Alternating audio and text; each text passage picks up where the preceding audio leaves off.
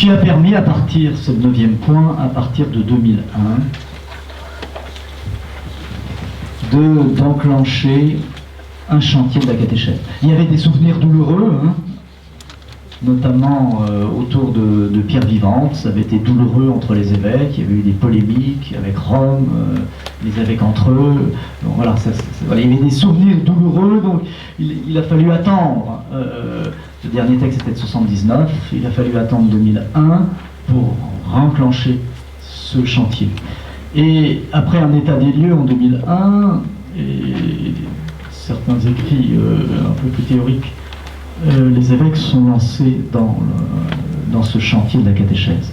Et quand ils se sont réunis à Lourdes en 2001, Denis Villepelé, mon prédécesseur, un de mes prédécesseurs à l'ISPC, faisait la synthèse des travaux des évêques, et dans sa synthèse, il dit « Ce que vous êtes en train de dire, messieurs les évêques, c'est il faut passer d'une catéchèse de l'entretien de la foi à une catéchèse de la proposition de la foi. » Vous voyez, le lien avec la lettre aux catholiques de France était évident. Entrer la catéchèse dans une logique de la proposition de la foi.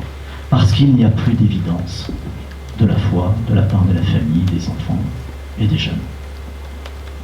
Donc, et pour faire ça, pour faire ce chantier, eh bien, on va aller au cœur de la foi. Vous voyez, deuxième référence à la lettre aux catholiques de France. On va aller au cœur de la foi, et ce petit document qui s'appelle Aller au cœur de la foi, qui va avoir beaucoup de succès, qui va être accompagné de nombreuses rencontres dans les diocèses.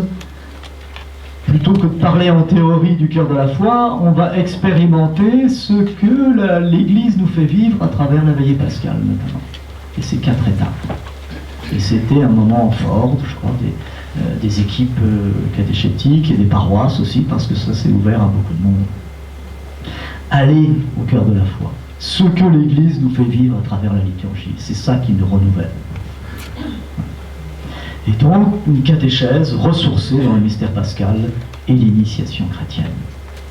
Voilà, les grands axes étaient posés, en fait, dès 2001-2002, et tout le chantier de l'écriture du texte va tourner autour de ces questions-là.